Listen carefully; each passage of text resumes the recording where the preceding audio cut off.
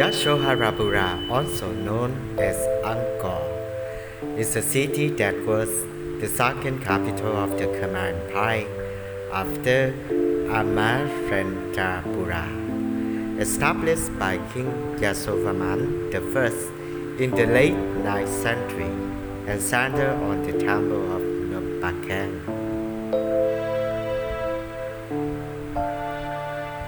Yasodharapura was referred to in the inscriptions as Phnom Kandor, Central Mountain.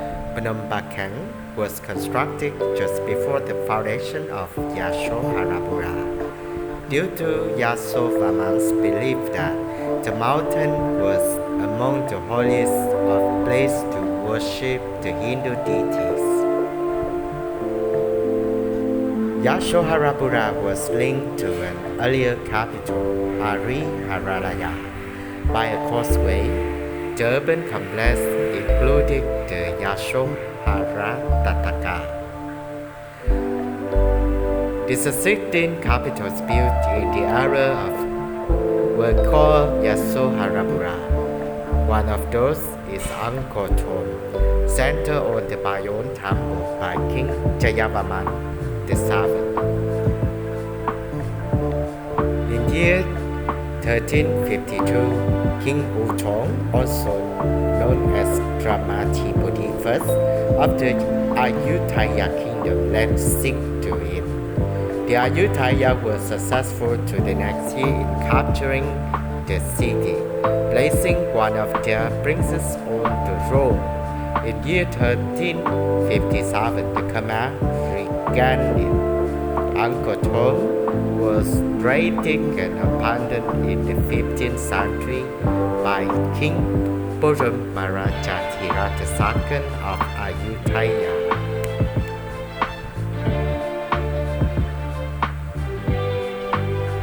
Angkor Thom, meaning great city, alternatively Angkor Thom, located in present-day Cambodia, was the last and most enduring capital city of the Khmer Empire.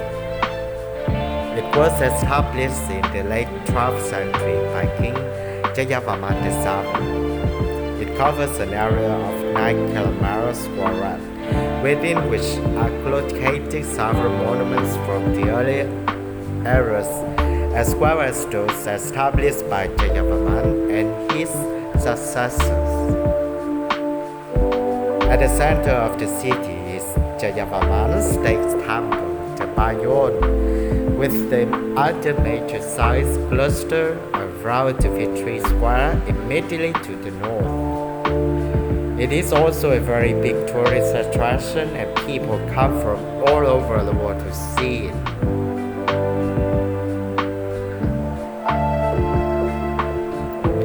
Angkor Thom is the transformed name from another alternative name of Angkor Thom, which is believed to be the correct one due to neglect of calling it incorrect pronunciation. The word Angkor is literally derived from Sanskrit word of Nagara, which means city, combining with Khmer word Thom, which means big or three, so as to form Angkor Thom, then being alternate to current name of Angkor Thom.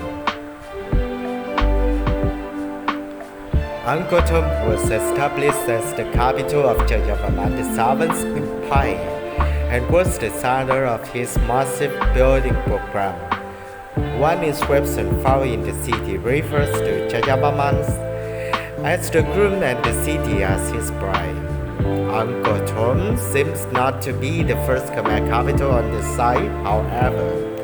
Yasodharapura, dating from 3 centuries earlier, was centered slightly further northwest and Angkor Thom overlapped parts of it. The most notable earliest temples within the city are the former state temple of Ba Phun and Pimin Agas, which was incorporated into the royal palace. The Khmers did not draw any clear distinctions between Angkor Thom and Yasodharapura. Even in the 14th century, an inscription used on an earlier name, the name of Angkor Thom, Great City, was in use of from the 16th century. The last temple known to have been constructed in Angkor Thom was Magalata, which was dedicated in year 1295. Thereafter, the existing structures continue to be modified from time to time, but any new creations were imperishable materials and have not survived. In the Ayutthaya kingdom, led by the king Borum Maharajathirata II, struck Angkor Thom, forcing the Khmer Sonder Bohiya to relocate the capital southeast to Phnom Penh. Angkor Thom was abandoned sometime prior to 1609, when an early Western visitor wrote of an uninhabited city as fantastic as the Atlantis of Plato. It is believed to have sustained a population of 18,000 to 150,000 people. Angkor Thom is in the Bayon style. This manifests itself in the large scale of the construction, in the widespread use of laterite, in the face towers at each of the entrance to the city, and in the Naga carrying giant figures which accompany each of the tower. The city lies on the west bank of the Siem Reap River, a tributary of the Tonle Sap Lake, about a quarter of a mile from the river. The south gate of Angkor Thom is 7.2 km north of Siem Reap and 1.7 km north of the entrance to Angkor Wat. The walls, 8 miles high and flanked by a moat, are each 3 km long, enclosing an area of 9 km wide. The walls are of laterite pierced by earth, which are parapet on the top. There are gates at each of the cardinal points, from which roads lead to the Bayon at the center of the city.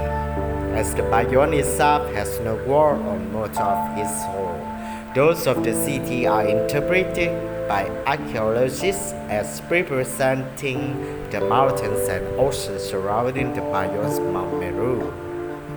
Another gate, the Victory Gate, is 500 miles north of the East Gate. The Victory Way runs parallel to the East Road to the Victory Square and the Royal Palace north of the Bayon. It is around 30 minutes from the central Siem Reap. The faces on the 23-mile towers at the city gates, which are later addition to the main structure, take after those of the Bayon and pose the same problems of the interpretation. They may represent the king himself, the Bodhisattva Avalokitesvara, guardians of the implied cardinal points, or some combination of these. A causeway spanned the moat in front of each tower. These have a row of divas on the left and Asrusa on the right. A straw holding a naga in the attitude of the top of war. This appears to be a reference to the myth popular in Angkor of the journey of the Sea of Milk. The Temple Mountain of the Bayon, or perhaps the gate itself, would then be the private around which the judging takes place. The Nagas may also represent the transition from the world of men to the world of the gods, the Bayon, or be the guardian figures. The gateways themselves are 3.5 by 7 miles and would originally have been closed with wooden doors. The South Gate is now by the far most often visited, as it is the main entrance to the city for tourists. At each corner of the city is a Prasat Chung, corner's right, built of the sandstone and dedicated to Avalokitesvara. These are cruciform with a central tower and orientated towards the east. Within the city was a system of canals through which water flowed from the northeast to the southwest. The bulk of the land enclosed by the walls would have been occupied by the circular buildings of the city, of which nothing remains. This area is now covered by the forest. Most of the great Angkor ruins have first displays of bas-relief depicting the various gods, goddesses, and other worldly beings from the mythological stories and epic poems of ancient Hinduism, modified by centuries of Buddhism. Mingled with these images are actually known animals like elephants, snakes, fish, and monkeys. In addition to dragon-like creatures that look like the stylized elongated serpents with feet and claws found in Chinese art. But among the ruins of Thom, near a huge stone entrance, one can see that the shrouders on the pilasters on the south side of the west entrance are unusual in design. While one sees shrouders depicted various common animals, pigs, monkeys, water buffaloes, roosters, and snakes. There are no mythological figures among the shrouders, so one can reasonably conclude that these figures depict the animals that were commonly seen by the ancient Khmer people in the 12th century.